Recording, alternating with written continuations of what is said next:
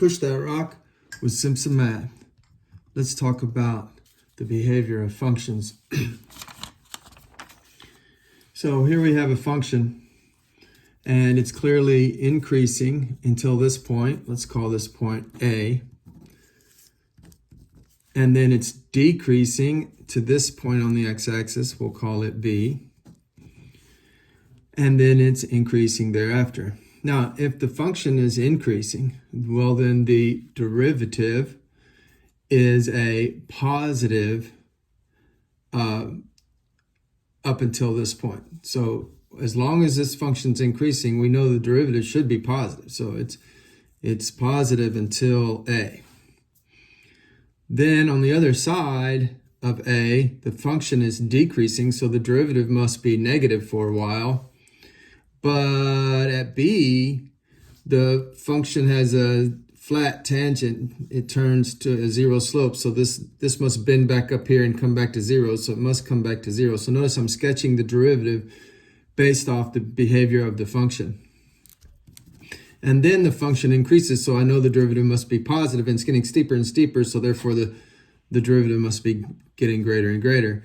So here's a rough sketch of the derivative. Now, if this is a cubic, there's no guarantee that it is, but it looks cubic, so it could be, then this would be quadratic, and this doesn't look very quadratic, although it's roughly U-shaped.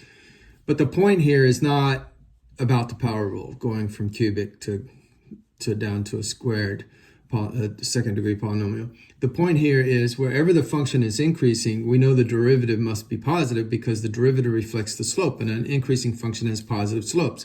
So the derivative must have positive values over the interval of negative infinity to A, because that's where this function is increasing. Now, since we know that, it turns out that we can think backwards, and it's a theorem. I'm not proving it here, but we're going to state it. And this is crucial for the rest of the semester. You've got to nail this theorem. You must completely understand this theorem. So I have students that memorize it, but then they can't apply it. You must be able to apply this theorem from the semester on out, or you're going to be lost from now on. And here's what the theorem says. The theorem says if the derivative is positive over some interval, like for instance, this derivative is positive from negative infinity to A. It's also positive from B to infinity. Then, over that same interval, the function increases. So when I was sketching the derivative based off the function, I was going from the function to the derivative. But with the theorem, we're going from the derivative back to the function. Okay? So you think of the derivative, wherever it's positive, over whatever interval it's positive over, the function is increasing over that interval.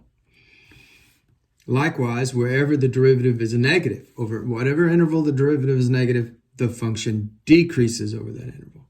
You're going to not only need to understand this, but be able to apply it. So I would start just by memorizing it. Get it memorized, think about the picture, get it in your head, because you're going to have to be able to apply this to survive the rest of the semester. Math made simple. Simpson Math.